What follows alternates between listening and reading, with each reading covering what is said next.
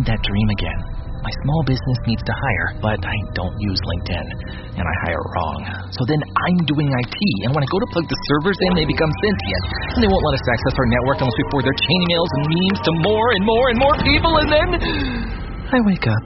Don't let hiring nightmares ruin your dreams. LinkedIn Jobs' new AI assistant finds and invites best-fit candidates to apply, so you can discover talent you may have missed. Post your job for free at linkedin.com/quality. Start hiring today with LinkedIn. When the holidays start to feel a bit repetitive, reach for a Sprite Winter Spice Cranberry and put your twist on tradition.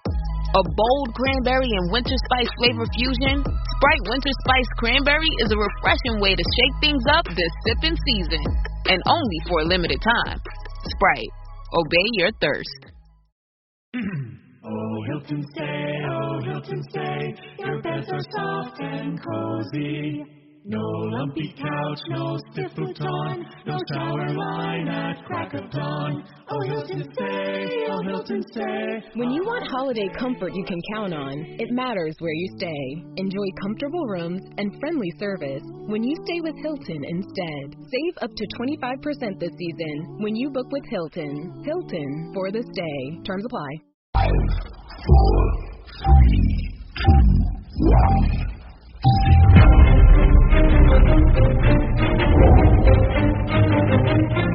Christian Moore back to Jack Goodchild on the blue line. He manages to get it wide to Jacob Minter. Jack Goodchild with the shot, and the Slough Jets are taking the lead on the power play with 23 seconds remaining. And Jack Goodchild is Kane Russell with the shot cross goal. No need for the save from Lorne. And Campbell has found himself on. And he's 3-1 to the Delta Chieftains. They have hit back quickly.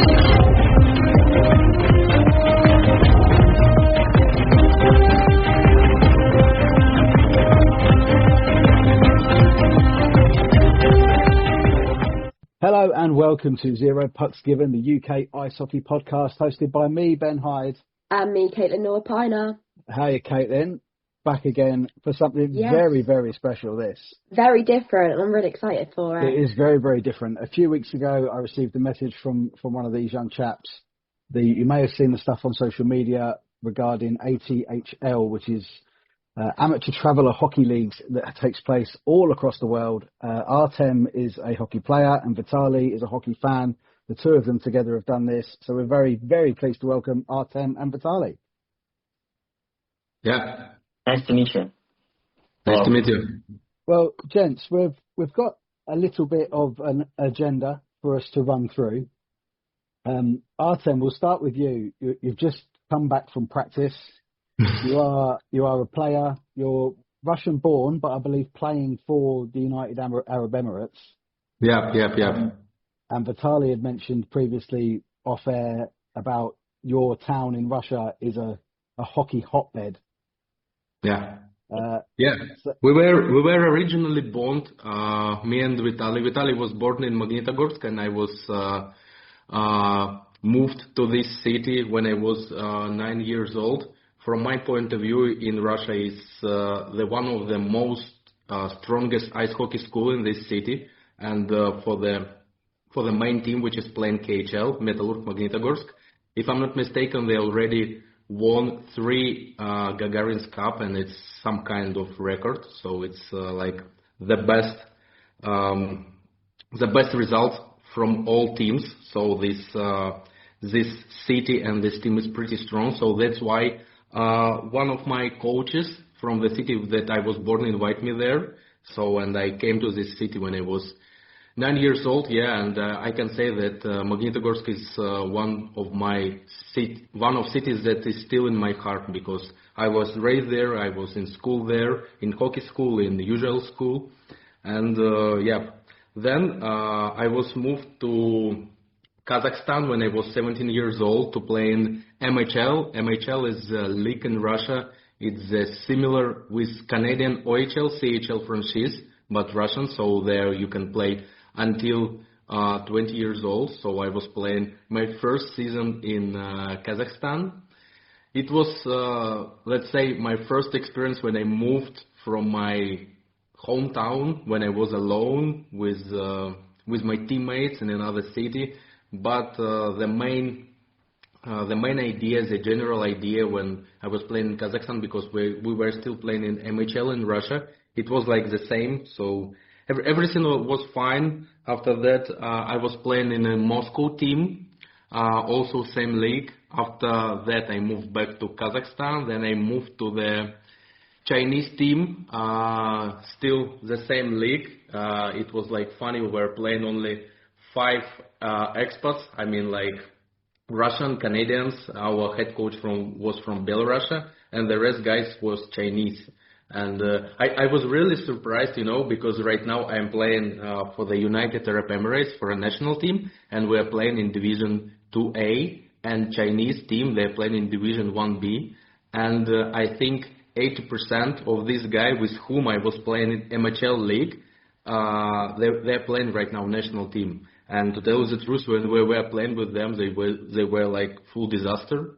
But right now right now they're playing higher division, and I'm really surprised that hockey in China right now is better than it was before. I think so, because they have also some kind of franchise. They have a team in KHL, Shanghai Dragons, but if I'm not mistaken, there is only one originally born Chinese guy there. Others are Canadians, Americans, somebody from Europe, Slovakia probably. And I think they have their own league where they're playing right now, so hockey is Chinese. I think it's better than somebody can think about this. So it was also a nice experience, and after this I moved to Slovakia. So it was coronavirus season for me. Not so good, but my first experience playing, let's say, somewhere abroad, more far from Russia, because when I was playing for Chinese team, it was located first of all in China, Harbin, and then after it was located in a city which is nearby Moscow. So in Slovakia, I like it, but was not good season for me, probably because of coronavirus, but good experience for me, from my side. And after this, I received an invitation to move to United Arab Emirates. Before, I didn't even heard about some hockey here that somebody is playing. And when I came, I was really surprised, because we have some local guys, Arabs. They have their main job where they are working, and they come to our practices in the evening after the work. But for their level, that when they were children, they weren't so much involved in this process. But I was really surprised that some of them are really playing good, and if they are dreaming to become a professional hockey player, and if they want to play somewhere in Europe, if they practice more, they had some chances. But they have their main job where they receive like very big salaries, so that's why they don't need hockey at all. So they just come for fun, to talk with guys, and that's it. So I think it's about my career, and also that I'm playing for a national team for United Arab Emirates. We play in Division 2A. We're playing against Australia team. Most of them are, I think, originally born in Canada. So, and they moved to Australia because it's nearby. Somebody from United States. Also, there is a team from Belgium, one team from Serbia, team from Croatia, and this year Georgia team came to our division. But we're playing for a national team, and we have only 10 expats. So most of them are Russians and Belarusians who are playing for a national team of United Arab Emirates. And Georgia team, they have like 15 expats, and of course all of them like from Russia. So this season we will play against them on the World Championship, and we have a home World Championship which will be hosted in United Arab Emirates. So it will be like big battles. We're waiting for them. We are preparing for them because it's different hockey. In the World Championship, we are playing with a body contact. In our professional league in United Arab Emirates, we are playing without body contact. It's because they said for us, if somebody from locals receive an injury, they can lose their salary on main job. So that's why we're playing without body check. So little bit during playoff we have, but not too much. You cannot skate like and push and kill somebody. So it will be a big problem. So yeah, and also you cannot fight. If you will fight, you will be suspended for I think 10 games, and in the regular season we have only 15. So that's why we will be suspended for all season. Wow, that's incredible. Yeah, that's so different to our league. Yeah, like I say, in our league, we love a good tear up. We do love a fight. Yeah. But the no contact one is interesting actually, because the elite level of women in the UK, they have no contacts in their league. But then our elite level players are then playing for GB internationally, and then it's full contact. So how do you find the balance then when you're playing a league game with no contact to an international game with full contact? It's pretty complicated because when you are playing body contact and somebody hit you, let's say lose your breath. You cannot breathe, and during the process when you have a body contact on an ongoing basis, your body is ready for this battle, so you don't feel it too much. And usually before the international tournaments like World Cup, we have a training camp where everybody tells us that we need to fight, we need to have some body contact, but it's so hard really, because when 8 months you are playing without body contact, you can just go straight to the middle, and you even didn't control that somebody going and want to hit you. You just know that you will receive puck, and the maximum that can happen that somebody just take puck by your stick and you can go back. But it's different, because if you will not check in international tournaments, they will just hit you and you will go to the hospital, Probably that's why one of our guys received like a big injury on previous World Cup. It were like problems with his knee during this body contact. One guy hit our guy and he fell down on his knee, and right now he stopped his career. I think that's because of this one, because all of the season we are not...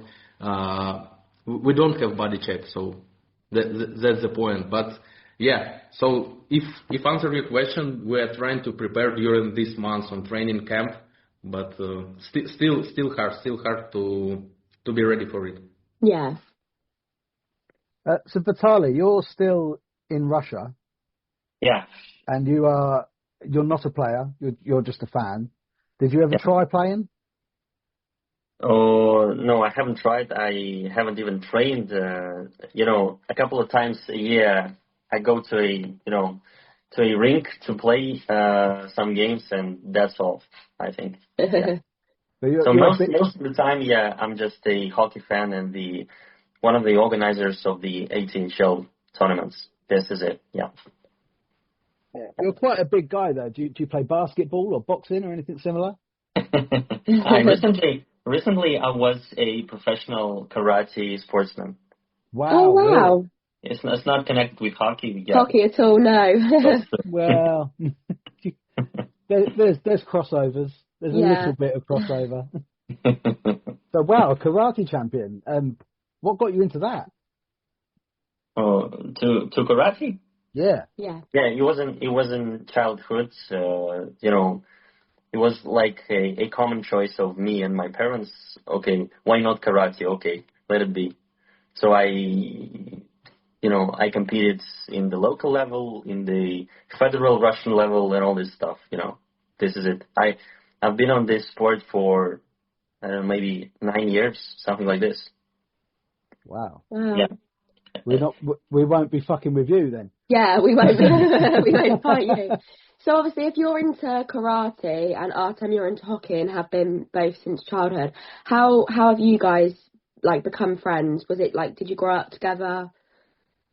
We were at the same school, not even at the same school. We were at the same group of the English classes. So and this is how we became friends, and we studied until the school graduation, and then maybe a couple of years we were not so close. But then when I returned from the Russian army, we started to communicate better, and we became friends, and we founded ATHL project. Yes, and we wanted to unite people all across the planet, like from North America, from Europe, from the UK, from Asia, from Russia, to make it with hockey. And we started to explore what's the best location in the world will fit it, the best. And we've explored that Dubai is the place, really, because the safest, the cleanest, I don't know, maybe the richest in the world, the place, the most affordable as to, coming, because you don't need a visa. Most of the citizens of the most countries of the world don't need visa to move to Dubai. Mm. Yeah, and Russians can come, Americans can come, Europeans, British, everybody can come, and this is it. Yeah. Yeah. I suppose if you look at a map of the world, it's pretty much bang in the center, isn't it? Yeah, it's in the middle. Sure. Yeah. You're right. Excellent. So the ATHL then, it's Amateur Travellers Hockey League. Right. What was the origin of the name? Where did the name come from, and the original idea? As you said, it was about linking people, but where did the name and the format come from? About the branding, it was something like the same. We have to launch the Instagram page, and we need to create a name, and it was like 5 minutes thinking, okay, what can we do with this? People need to travel. It should combine traveling. It should combine something connected with amateur players, just for these people identify very good what is ATHL is about, and okay, let's combine this word into something united, and Amateur Travelers Hockey League sounds good. Okay, let it be ATHL.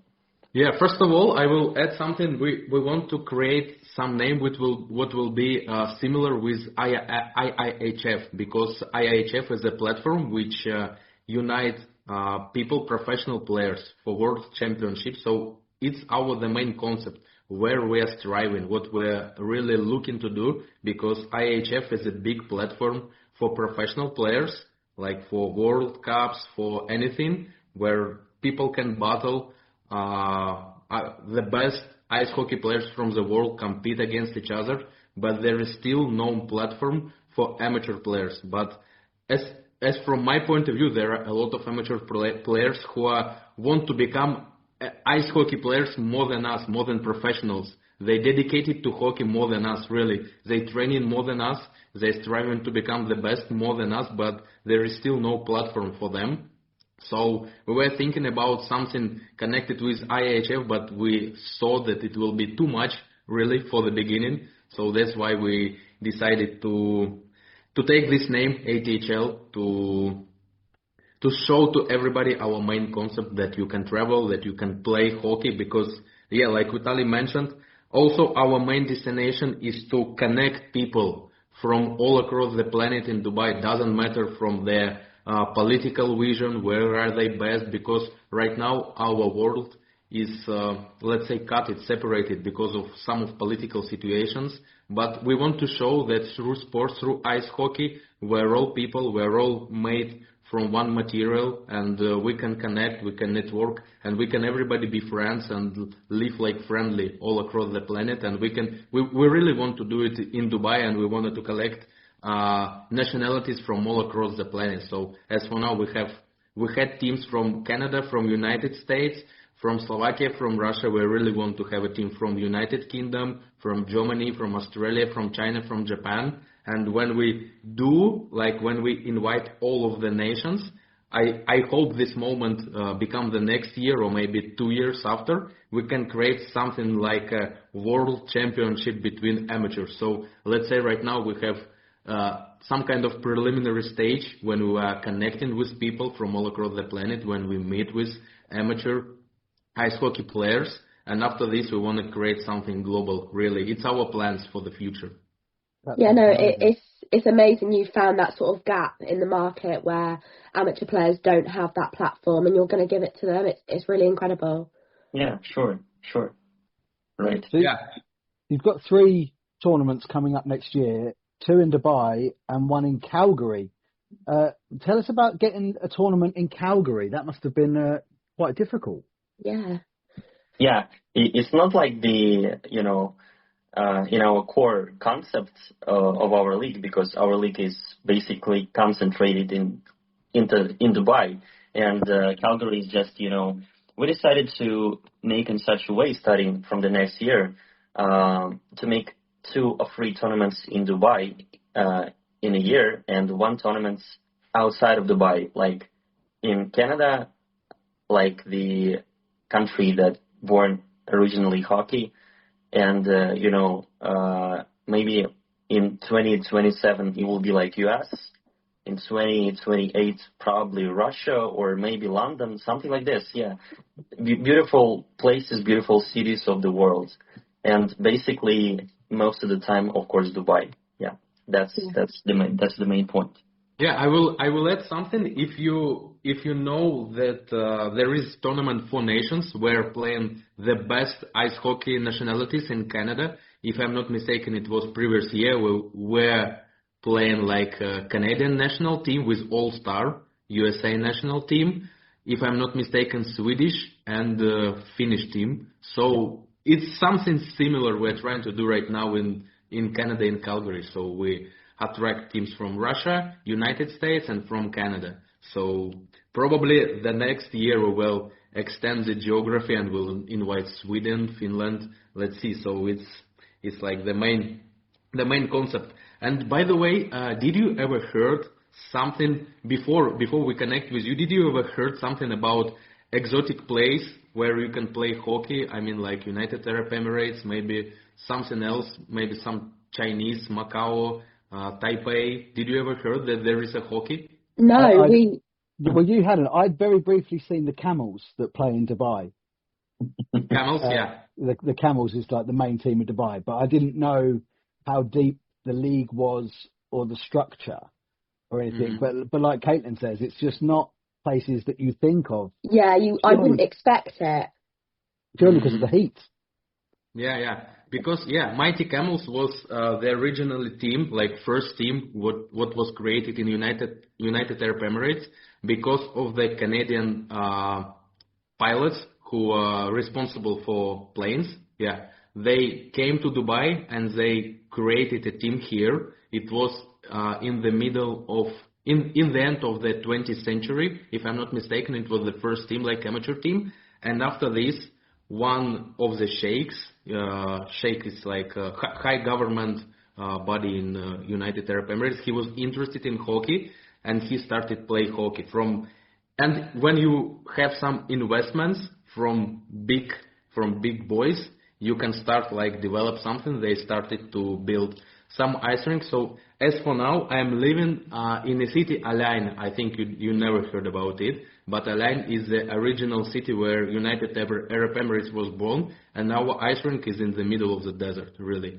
So when you come, I was surprised. Yesterday, we're drying our equipment outside the ice rink, and when I go after the practice to leave my gear, I saw like a big black snake. I never thought really. Yeah. I never thought that there are some snakes, and so we're living in the middle of the desert. I think it's very exotic for all of us. And as for me, when I came here, I was also surprised that I understood that there is a lot of countries where hockey trying to develop. So right now in the Middle East, Kuwait national team developing, Saudi Arabia trying to develop, Oman team trying to develop, and it's good. It's really good that hockey become more worldwide. Of course, soccer right now is the sport number one in the world. In the United Arab Emirates is the same, because last year ago, our Al-Ain team, football, they're playing Asian Champions League. So they're playing against Saudi Arabia team where Cristiano Ronaldo played, Neymar, all of these stars. And when Cristiano Ronaldo came to Al-Ain, there was like, I don't know how to explain it. People around were really crazy. So they love football, but about hockey really not too much people know that there is hockey in United Arab Emirates. It's also one of our destinations, missions, to show that you can play hockey. Doesn't matter like which level you are, where are you located, because through sport you become, you receive new friends, you become more healthy, you learn to be disciplined in your life, and it's like main abilities that you can receive from the life. I think so. And that's it. And I was really surprised that there is hockey. Let's say you know that there is hockey in North Korea. Yeah. I didn't. Again, I didn't. There is like a funny situation. I never played against North Korea teams, but our guys who was before here, I think 10 years ago, they told that players from North Korea, they are, let's say, specific. They are not playing from their imagination. They are playing just by the task. So there is, I will just explain and you will understand everything. So there is a situation where it's 3-on-2 breakaway against two defense, against two North Korean defense, and the coach makes something like a signal, and everybody goes straight change, and they go 5-0. So they don't think really, they just follow the instructions. And they're like really robots. That sounds very North Korean. They're skating a lot, but they're not thinking. Like, for me, it was really, really funny. And we had before some guys who were playing for national Olympic team of Belarus, of Russia, and when they were traveling to some competitions, if I'm not mistaken, to Thailand, to Macau, there were some guys who even didn't know how to put equipment on them, but guys like came, they helped to them, they teach how to play on face-off. So yeah, and people there, they're really kind, they really want to learn, they just need to have people around them who will teach them how to play offense zone, defense zone, everywhere. So, yeah. It sounds like it's definitely a growing sport then. Once again? It sounds like it's growing a lot since you've started, and it's good to see that it's growing in different countries where we wouldn't expect it to be in. Yeah. Me also. Yeah. So with the ATHL tournament, we would say that the end goal of us connecting would be to look at a British team coming to play in one of your tournaments. How exactly might they go about that? First of all, we need to know, it's also very interesting for us. You have some kind of amateur leagues also in United Kingdom. We made the research and we found a lot of teams that play in some kind of amateur championship with playoff regular season. Tell us a little bit about your amateur hockey in United Kingdom. Well, it's split quite evenly actually. We have full professional league, which is 14 import players, I believe, limited, and then it's 2 semi-professional leagues, followed by another semi-professional league that leans more towards the amateur and development side of young players, and then we have recreational hockey, which is purely amateur, but a lot of ex-players will play to keep themselves fit. Yeah. So it's, to be fair, the pyramid in the UK is quite well set up and is getting better every single year. So what sort of level would these teams have to? Are the teams in the UK, particularly the level that we cover of semi-pro, are they too high a level to come to your tournaments? From our rules, it's allowed only 3 guys with any professional experience, 3 guys for one team, to come and play for our tournament. So it doesn't matter, let's say, if you are ex-NHL players and you just previous season were playing for Philadelphia Flyers, or you were playing, let's say, in some kind of 3rd or 4th German league. For us, it will be the same. It means like you're a ex-professional hockey player because you had something in common with professional hockey. You had before professional contracts. So these guys we allow to bring only three, and the rest should be amateur players. What we understand about the amateur players are players who played before professionally, maybe, 15 years ago, but right now they doesn't have something in common with professional hockey. They don't earn money by hockey. They don't have professional contracts or even if you never played hockey, you start, doesn't matter when you was like 20, 15, and you never received like some money from professional ice hockey, you will be like an amateur player. So as we see, really, as we made the research, we found a lot of teams in United Kingdom who will fit for our level. I really didn't remember the names, but we found them, and we think there is a lot of options who can come to us, who can play for our tournament, who can participate, and we will be glad to extend our geography and invite teams from United Kingdom to connect with other nations, to have fun, to play ice hockey, to explore Dubai.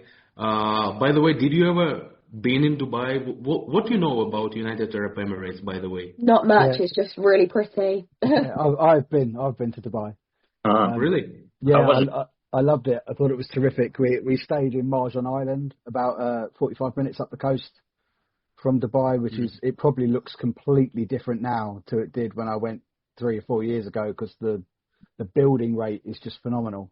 But yeah, the city itself is stunning. The waterfront and everything is incredible. The weather is unbelievable. And as you say, you literally, so you look at the city and you look at the palm and everything like that, and you turn around the other way and it's just desert. That's it. Yeah. It's crazy, absolutely crazy. But so what would the cost be for a British team to come and join one of your tournaments?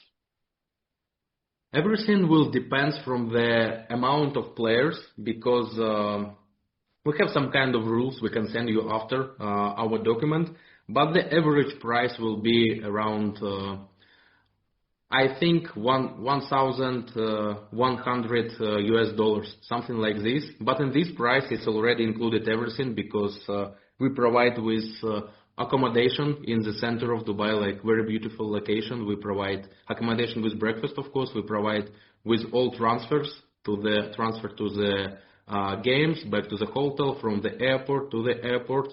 So you don't even need to think about how you will get to the games, how you will get to the airport. Also, we provide with entertainment program, which include teams party on a yacht, when all teams connect together on a yacht, drinking, have fun, dancing. So it's big fun. Also, it's included networking party at the bar. We will make it at the second day after the teams arrive, because we see, when first of all teams meet, like let's say team from Canada and team from Russia, they meet, but they feel not convenient to communicate with each other. And only after team's party on the yacht, they start communicating, and it starts really fun. So after the people drinking, they start understand how to connect. So that's how it works. So that's why we will make at the second day networking party at the bar, where all teams will take part. We'll talk about everything, doesn't matter what. Also, we provide with Abu Dhabi tour. So teams come to Abu Dhabi with tour guide. We visit Louvre. And we visit Sheikh Zayed Mosque. Probably you heard about this one. It's very big mosque, very beautiful. So with it's white one. And what else? What else, Vitaly, we provide for our price? Closing and awarding ceremony in the desert. When all team gather together and they have some kind of a safari on a Land Cruisers. They have safari on this, I don't know how to say, buggies, these jeeps, and they eat in a desert camp. They have entertainment program. They are being awarded with medals, cups, all this stuff, MVPs, all these awards. This is it, yeah. They ride on the camels, all these things, yeah. That's the great safari in Dubai, is you can literally, you drive down the road, and this is a proper road, and all of a sudden a camel just walks across the road in front of you. It's absolute craziness. Gentlemen, thank you so much for your time. I'm aware we're working on 3 different time zones here, with Vitaly in Russia, Artem in UAE, and Katelin and myself in the UK. Everything sounds really exciting. All of the links to your social media will be in the comments of the post. We'll collaborate on the post to get it out there. Congratulations on everything you're doing. Artem, the best of luck with your career. Thank you. We'll keep in touch. Yeah, we'll keep in touch. Thank you so much for telling us all about it. Thank you too. Yeah.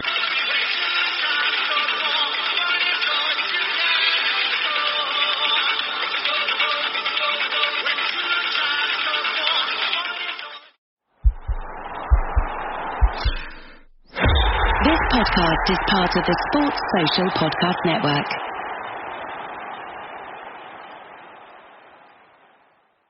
Hey, Ryan Reynolds here, wishing you a very happy half-off holiday, because right now Mint Mobile is offering you the gift of 50% off unlimited. To be clear, that's half price, not half the service. Mint is still premium unlimited wireless for a great price. So, that means a half day, yeah? Give it a try at mintmobile.com/switch. Upfront payment of $45 for 3 months plan, equivalent to $15 per month required. New customer offer for first 3 months only. See slow after 35 gigabytes if network's busy. Taxes and fees extra. See mintmobile.com.